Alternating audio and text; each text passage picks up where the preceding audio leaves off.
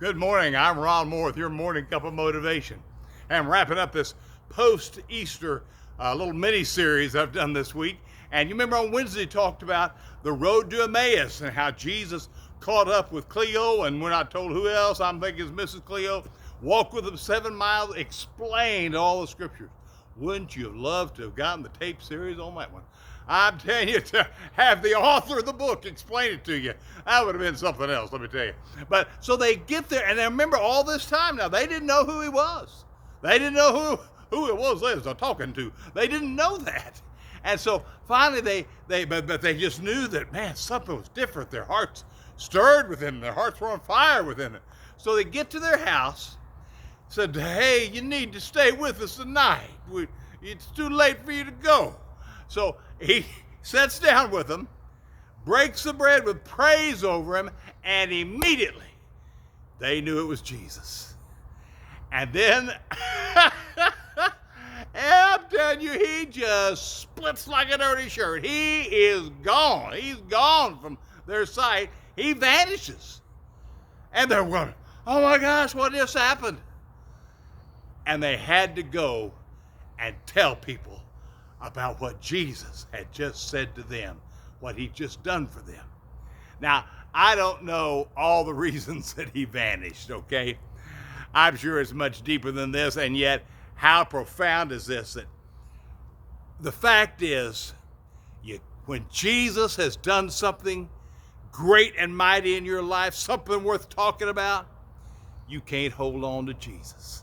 You can't just keep him to yourself. You have to go out and tell people about what he's done. Now, I know not everybody's an evangelist. Not everybody's, going to go out and be able to downshift in overdrive, drive down the Romans road with everybody, like I had the privilege of doing with a precious young man this past week. But, we can talk about who we love. I found whatever temperament you are, if you're the melancholy, scared of your own shadow, kind of shy, or if you're the loudmouth sanguine, I wouldn't know anybody like that, but, and you're in love with somebody, you tell people about who you love. Do you remember that when you first met your husband, wife? How you just had to tell your friends, oh, I'm in love, and had to tell them all about him. Well, see, it's the same way with Jesus. Now, you may not have the volume, like I say, that some people do.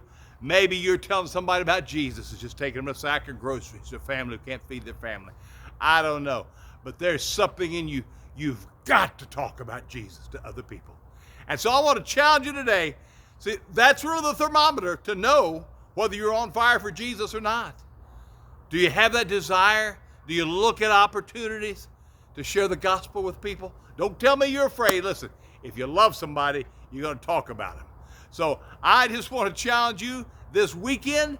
Hey, if you're not on fire for Jesus now, if you're not filled with the Spirit of God in your life, I'm going to challenge you, get alone with God this weekend and just say, Lord, I'm not as on fire as I once was when I left that youth camp, when I first gave my life to you, and I want to be.